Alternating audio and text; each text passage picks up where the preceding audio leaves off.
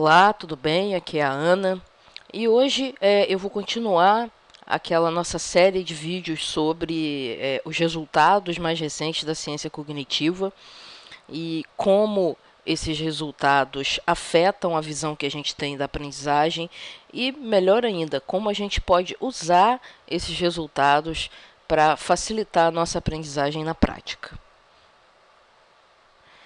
As pessoas que têm alguma ligação com questões de aprendizagem já devem ter percebido que existe um embate entre as pessoas que entendem a educação como memorização de fatos e as pessoas que entendem a educação como aprendizagem de habilidades cognitivas.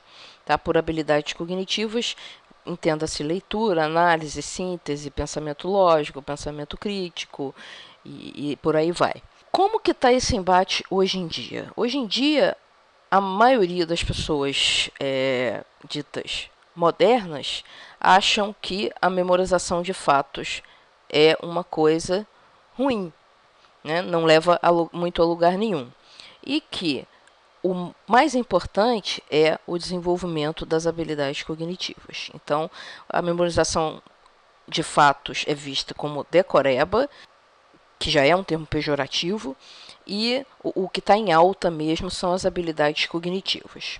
O que as evidências experimentais da psicologia cognitiva, da ciência neurocognitiva mostra é que esse embate, na verdade, é um pseudo-embate. Ou seja, para aprender de verdade, você tem que memorizar fatos, sim, e também aprender habilidades cognitivas. Então, não há uma contradição entre memorização de fatos e aquisição de habilidades cognitivas, mas sim deve haver uma soma dessas duas coisas para que haja uma aprendizagem. Isso pode parecer um pouco contraintuitivo para quem tem horror à tal da decoreba, mas para defender um pouco esse ponto de vista aqui, nós vamos então às evidências.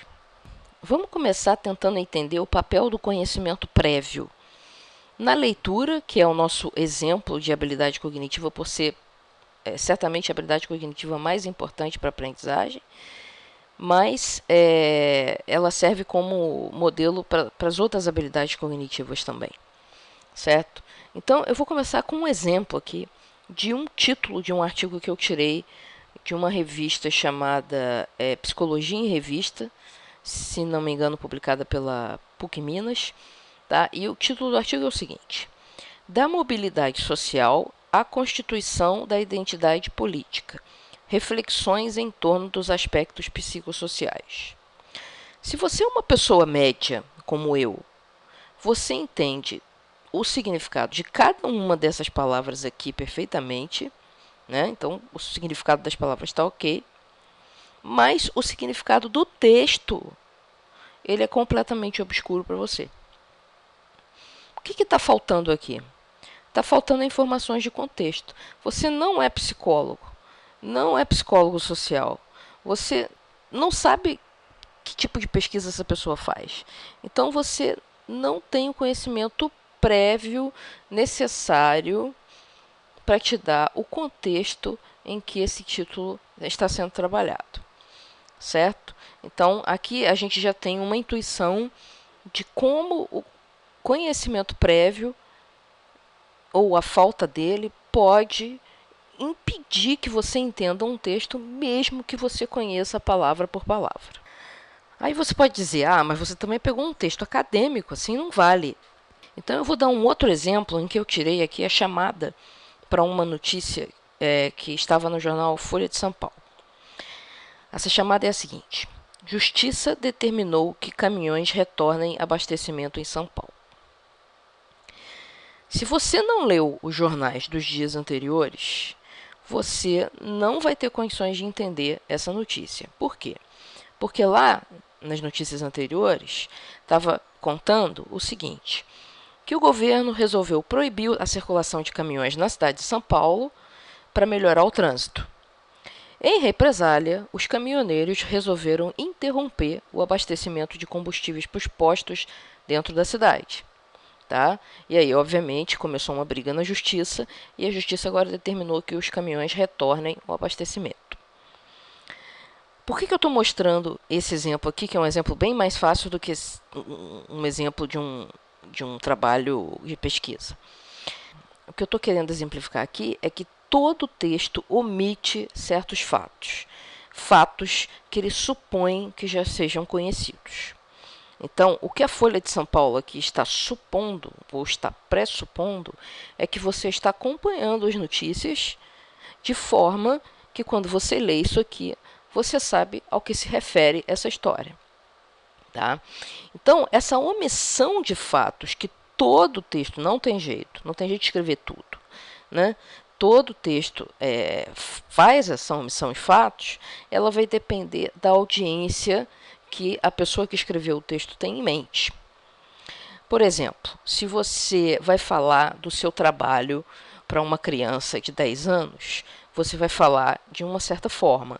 Se você vai falar do seu trabalho para um grupo de adolescentes que está tentando decidir o que vai fazer para o vestibular, você vai falar de uma outra forma. E se você for falar do seu trabalho para uma pessoa que está tentando te contratar numa entrevista de emprego, você vai falar de uma outra forma completamente diferente. Tá? Então, você faz pressuposições a respeito do que o teu interlocutor já sabe, para então moldar o teu texto, seja escrito ou oral, certo? E a partir dessas pressuposições você decide o que você vai omitir ou não, tá? Agora, se o que você omite não é conhecido da sua audiência, você deixa a sua audiência perdida. Daí a importância do conhecimento prévio na experiência de leitura. Porque se você não tem o conhecimento que o autor do livro que você está estudando pressupõe que você tenha, ele vai estar falando grego para você. Não porque ele é um péssimo escritor, mas porque você não tem o contexto no qual ele está falando e que ele esperaria que você tivesse. Certo? Então, esses dois exemplos aqui exemplificam bastante bem essa questão da relação entre conhecimento prévio e habilidades cognitivas, quer dizer, e principalmente leitura. Quer dizer, a coisa não acontece no vazio. Você tem que saber alguma coisa que foi omitida para, a partir dela, você conseguir apreender o significado do que você está lendo. Outro fenômeno interessante, descoberto pela neurociência cognitiva, é o fenômeno do agrupamento. Eu vou novamente explicar esse conceito através de exemplos. Olha essa lista de letras aqui. Essa lista, quanto tempo você acha que levaria para decorar essa lista de letras? Você olha para ela assim e fala assim, poxa, vai ser chato. Eu posso até decorar, mas vai ser um tempinho até eu decorar isso nessa ordem, com essa cara aqui. E se eu te mostrar esse outro grupo de letras? Presta atenção nele. Ele começa e termina com X, aí tem SBT, que é uma emissora de televisão conhecida, TI, que é o símbolo que é o acrônimo de Tecnologia da Informação, e EAD, que significa Educação à Distância. Quanto tempo você acha que vai levar para memorizar isso? Provavelmente você já memorizou, né? Agora você já reparou que são exatamente as mesmas letras? X, S, P, T, T. Então, o que aconteceu de diferente aqui? O que aconteceu de diferente é que você agrupou as letras SBT, TI e EAD em um único significado. Tá? Então, o SBT não são mais 3 letras que você tem que guardar. É um elemento significativo. Então, enquanto que aqui eu teria 1, 2, 3, 4, 5, 6, 7, 8, 9, 10 coisas para decorar, aqui eu tenho uma, que é início e fim com X, 2, 3, 4 elementos significativos para decorar. Qual a coisa legal disso tudo aqui? O que tem de legal aqui é que com essa configuração eu ocupo menos espaço na memória de trabalho. Por quê? Porque o espaço da memória de trabalho é ocupado por elementos significativos e não pelos pedacinhos dele. Então, aqui os elementos significativos são as letras, são 10 elementos para você guardar. Aqui, os elementos significativos são siglas, então são 4 elementos e mais uma letra, né? Então, são 4 elementos para você guardar. Com isso, fica mais fácil de raciocinar. Se você lembrar lá do nosso modelo do funcionamento da mente, eu vou deixar o link no final do vídeo no blog. Quanto mais coisa você coloca na sua memória de trabalho, mais complicado fica raciocinar sobre aquelas coisas. Então, se você agrupa o conhecimento em agrupamentos significativos, você aprende melhor. Isso novamente está mostrando o quê? O papel do conhecimento prévio.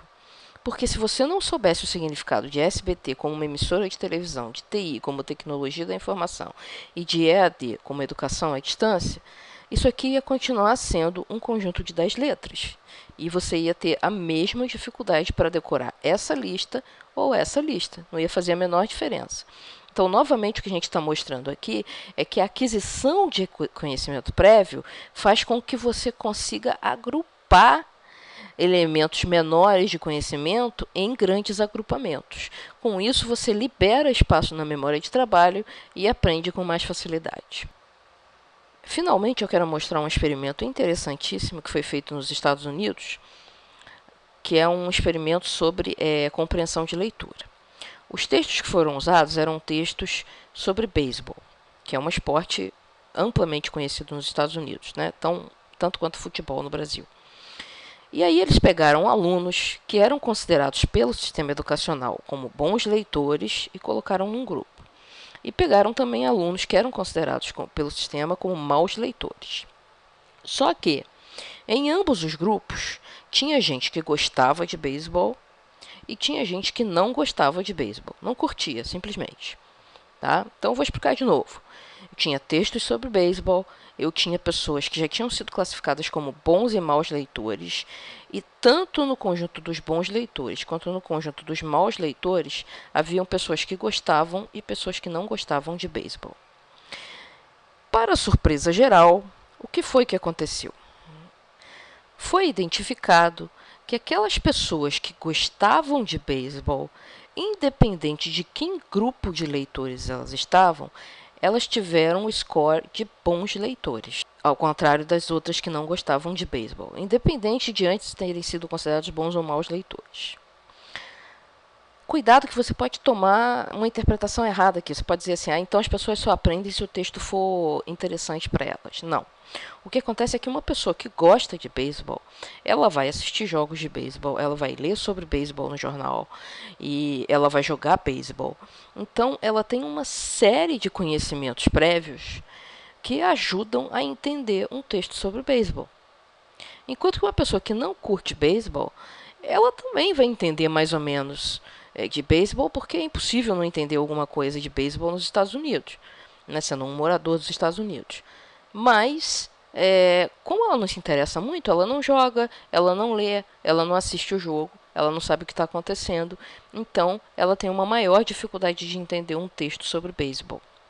Tá? Então eu quero ressaltar novamente esse fato que isso não quer dizer que as pessoas só aprendem se o texto for do interesse delas. Isso ajuda.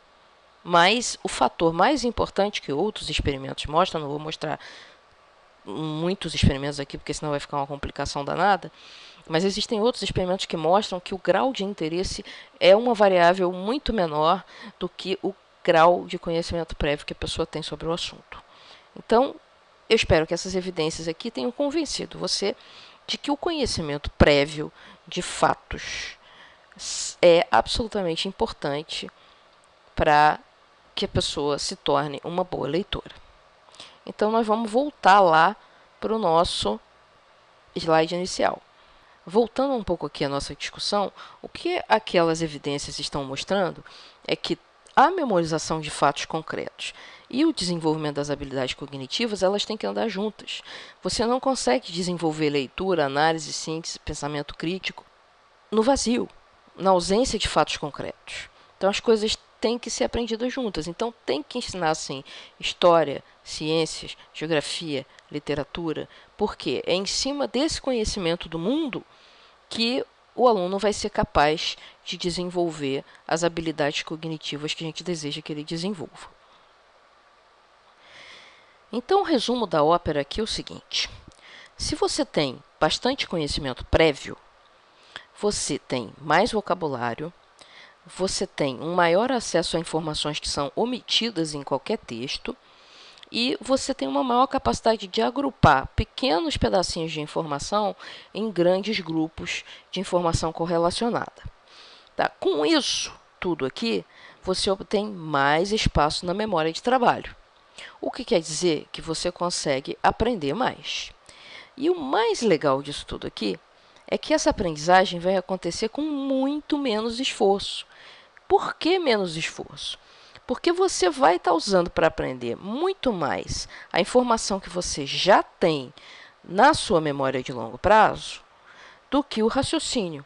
E a gente já tinha visto lá no modelo da mente que a memória, o uso da memória é muito mais fácil e muito menos cansativo do que o uso do raciocínio.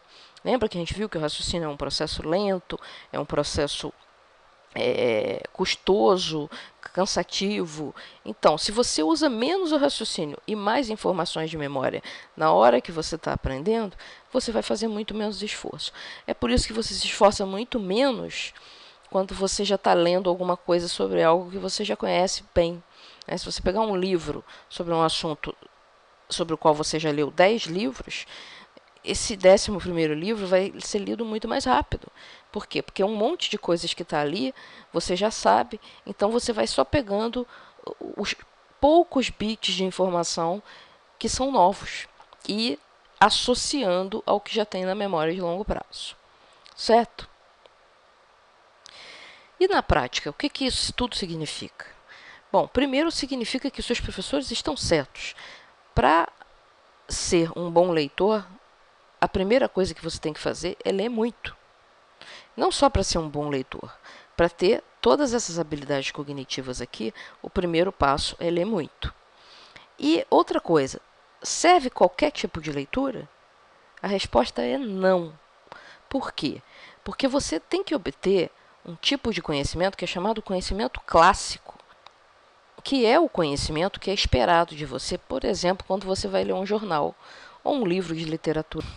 Então é isso, leia muito e leia não só os clássicos, né, não só o conhecimento acadêmico tradicional, você pode ler outras coisas também, mas um mínimo de base desse conhecimento clássico você tem que ter, se você quiser ser um bom leitor.